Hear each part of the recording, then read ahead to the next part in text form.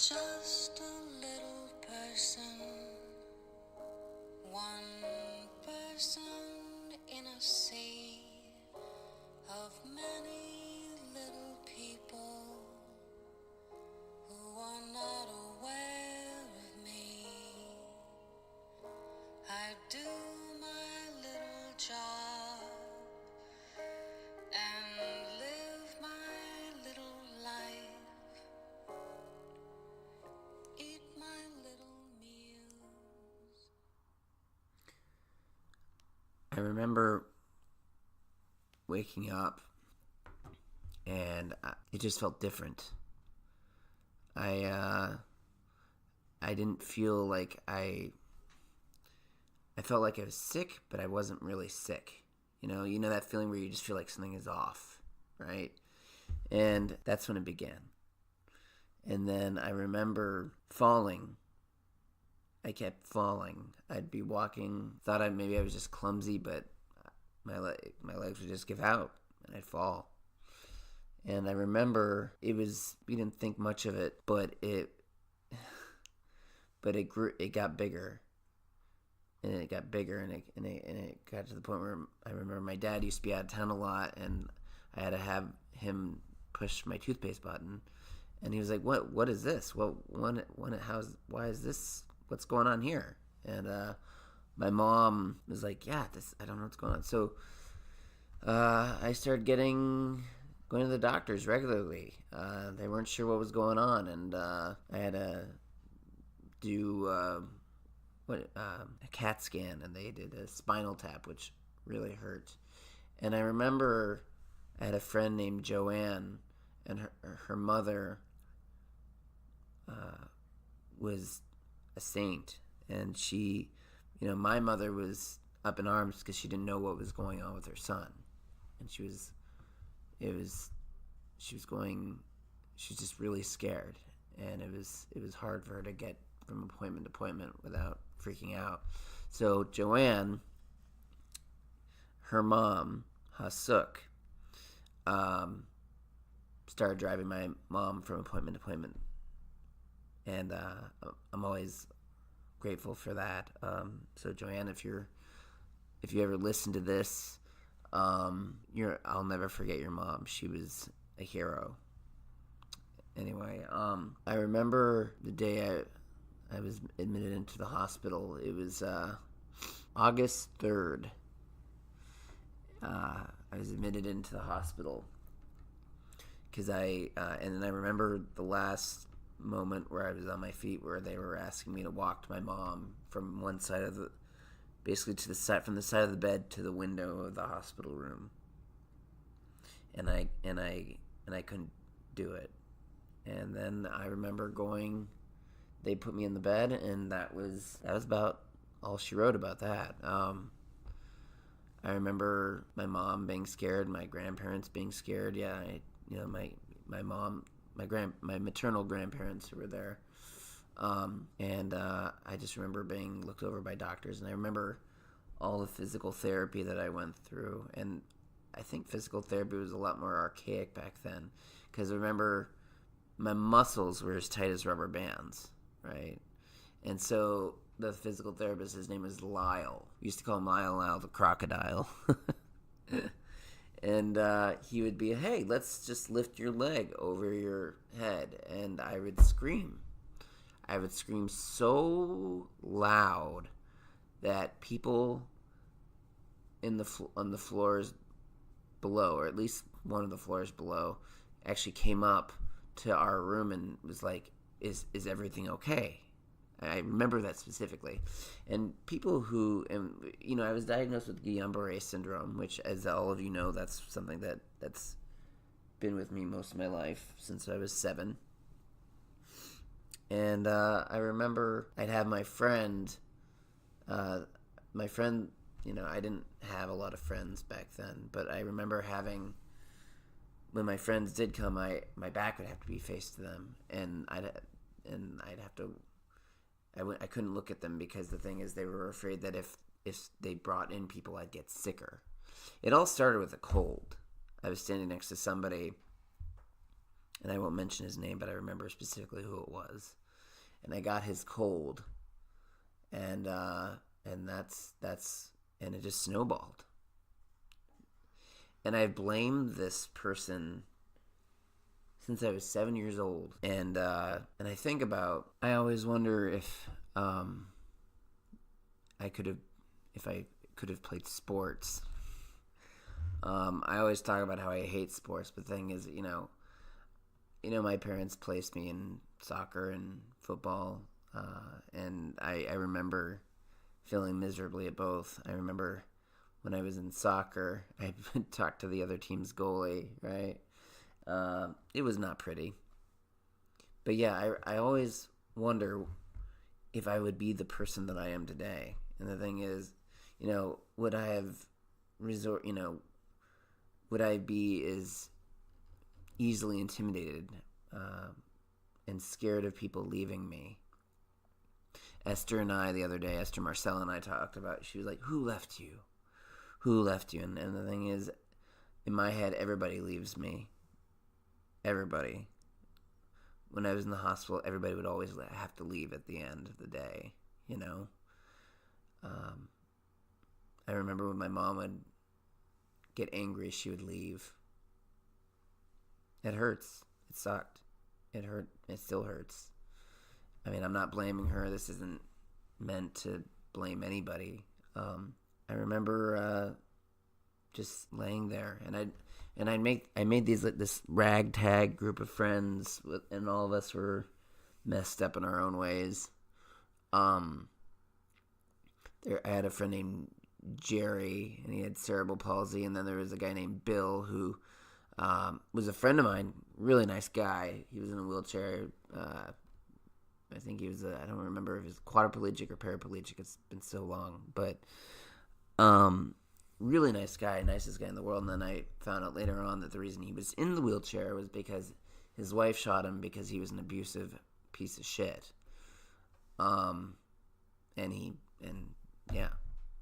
Because he would beat her.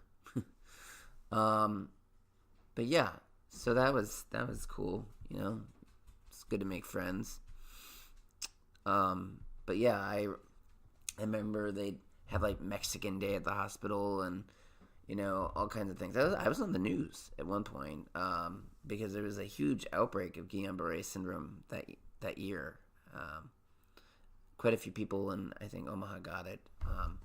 Most of the people had to wear trachs in their throat. I did not. I was a swimmer beforehand, and I built up my lung capacity to the point where I didn't need to do that. I need to wear one of those. Rock on there. Take your victories when you can get them. But I just remember being extremely lonely. And this is not meant to be a woe is me tale, but maybe it is. I don't know.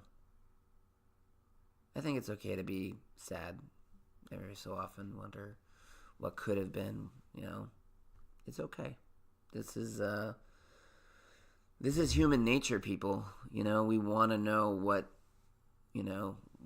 if we just, maybe if I had taken 2 steps away from the person that had been sick, would I even be here right now? I mean, could there have been some other trajectory where I could have, I could be dead or something, But, would I have become a drug addict or an alcoholic? I don't know. I don't think so, because I think I would have become more confident without, all the shit that went down when I was 7, and has kind of put, reigned over my life. I mean, like I said, it's I have an amazing life, and I have no complaints. But still, there's always that little part of me that's like, what might have happened? What could have been different? But I will say this: I remember when I was finally able to get back to school, I had this amazing tutor. Her name is Linda, and I remember, and she remains very close to me. And I remember when this was during like the Bush senior election. And that was when she started teaching me in the hospital, trying to keep me up to speed with my studies. And I remember she was so upset about turning 40, and now it's, 30 years later, So, yeah, it's crazy.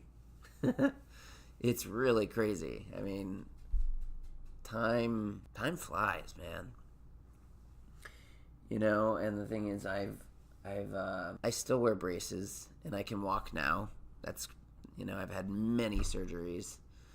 But I also want to talk about a friend of mine. Like, when I got back to school, when I finally was able to get back to school, I had this friend named Jenny Jo, and she was like my only friend, like my gal. She was my best friend in the whole wide world, and her mom was awesome, and her sister Melissa was awesome, and I just remember just playing Nintendo, and we'd use her Game Genie and stuff like that. And I remember that. I remember so many good memories with her and her mom, Mary Jo. Man, life really throws us some shitty hands. And I think she'd agree with me on that. But yeah, I was never picked on in school. Not really. I was definitely not popular, but I was kind of in that middle ground where, like, people left me alone, but I wasn't like, I didn't have girlfriends or anything like that. I had my own friends that I loved and still love to this day. I don't talk to them, but I still love them. Derek, if you're listening to this, you're probably, and Russ, you're probably the last remaining ones of that group that I still talk to. And I'm sorry, Russ, that I don't talk to you as often. But anyway, getting back to the topic, I've had a really interesting life.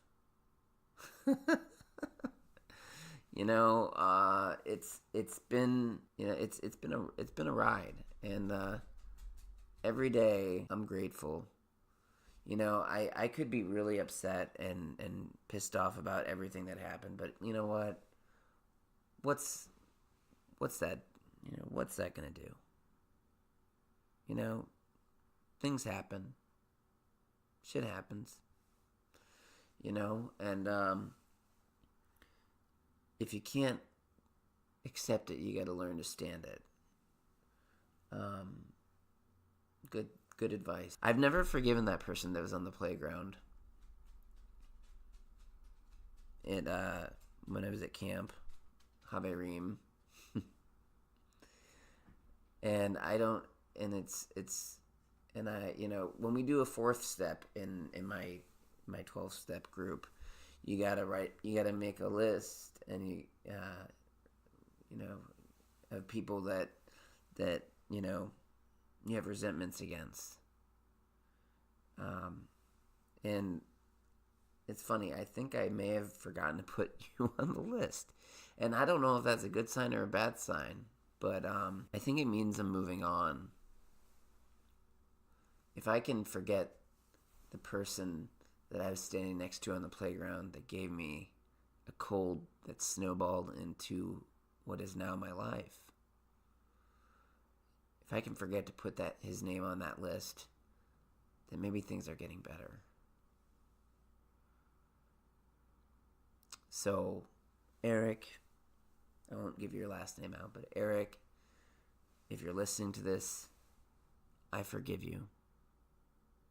Because I have an amazing life. An amazing wife. I have a crazy dog. I have a house that I call home. I wish we had children. I haven't gotten to that point yet. We've had some pretty bad luck about that, as I've talked about in prior podcast episodes. I don't just forgive you, I say thank you. Because without you, I wouldn't be where I'm at right now. And that is extremely hard for me to say because really it's really tough to be grateful for both the happiness and the chaos and the anger and the rage and sadness and loneliness and uselessness that I've felt throughout my whole life. It's hard to say thank you for that. But thank you. Because we only get this once. And so far, I think I'm doing pretty okay. Not perfect. I don't want perfection. Progress, not perfection. That's what we always say. But you know what? I'm here, and I'm alive, and I'm kicking ass one day at a time. Just one step at a time, and closer to destiny.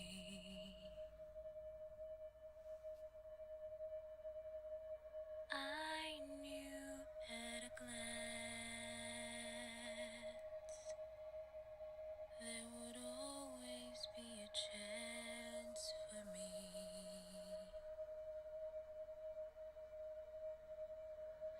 with someone I could live for, nowhere I would rather be.